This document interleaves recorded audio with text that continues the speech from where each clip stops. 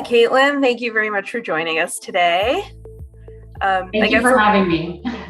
No problem. I guess let's get started by asking you to tell us about yourself and how you got where you are now.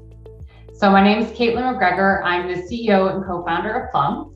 I studied international development when I went to university, so nothing to do with entrepreneurship, nothing to do with what I'm doing today.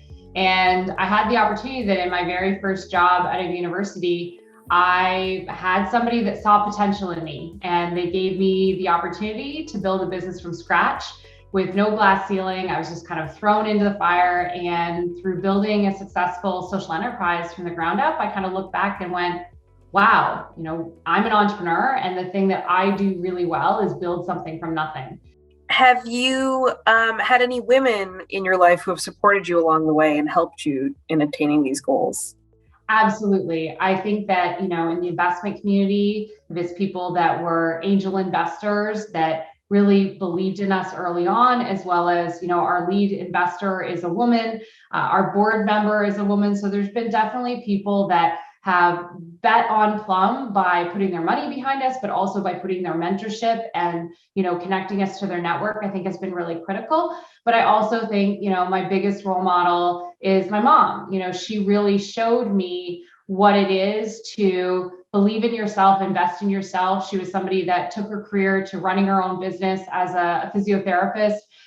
She ended up, later in life, kind of going out there and becoming her own boss, and really showing that, that of what that new model, I think, of leadership looks like. I got to see that firsthand through her. And, I really believe that, my desire to change the world and make it better is a reflection of kind of her as a physiotherapist, helping people be better. It's many elements of that I saw as an example and incorporate in my daily life. How do you support the young women professionals in your network?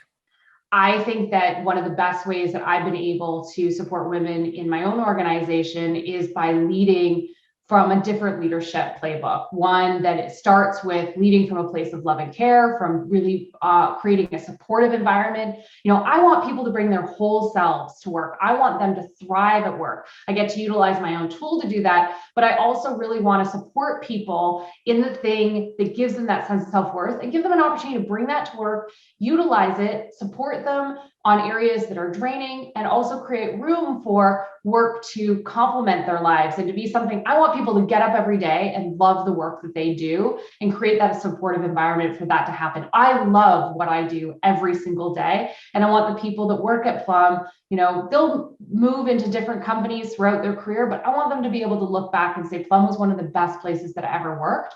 And it's aspirational. I'm still growing as a leader. We're still growing as an organization. We always have resource constraints, requirements as well.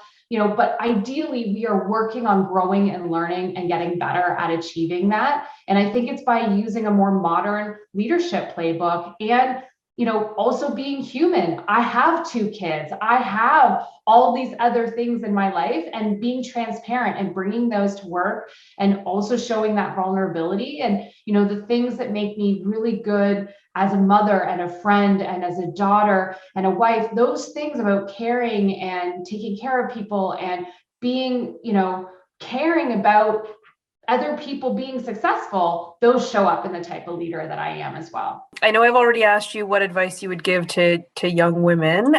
What advice would you give to your younger self? Is it different at all? I think some of the things that I have learned along the way is that, when it comes to building a business or, trying to change the world, there's no such thing as an overnight success. It takes time. This is a marathon. It's not a sprint. And that, especially when you're trying to disrupt something and truly make it better, it's hard. And, hard things are hard. If they were easy, everybody would be doing them. And so I think that it's really about choosing something that is worth all that effort, choosing something that is worth, defying the odds and just going for it. Because if you're successful and it's able to, truly impact people's lives, then it's worth it.